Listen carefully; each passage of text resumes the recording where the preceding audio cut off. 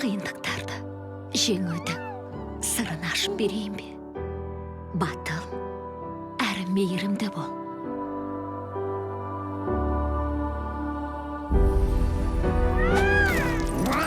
Ол анаңдай болады. Екі қызы саған серік болады. Алыс жүрсем, сен үшін алаңдамайтын болам.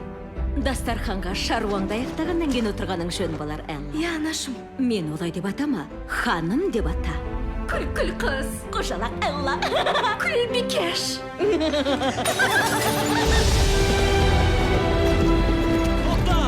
Тоқта! Бәрі дұрыс па, Бикеш? Есіміңіз кім болады? Есімімді сұрамаңыз, қайтесіз? Кешіріңіз, Сізге қатысы жоқ. бұған сенімдімісіз? Тағы кездесерміз деп үміттенем. Мен де үміттенем.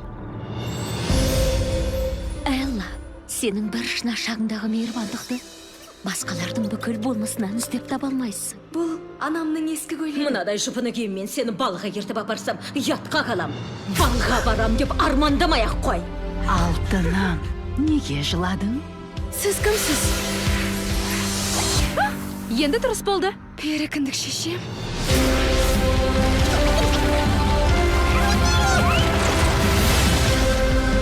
Тышқандар қайда?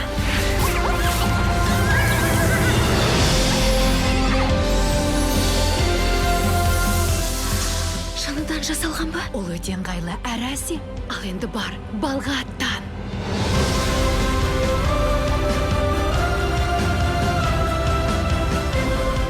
Бәрі сізге қарап тұр.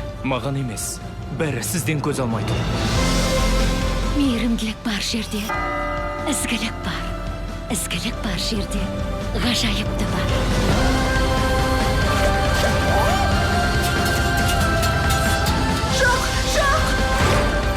Оны қайтсем де табуым керек. Іздегенің мынау ма? Күл бикеш. Кинотеатрларда 6 наурыздан.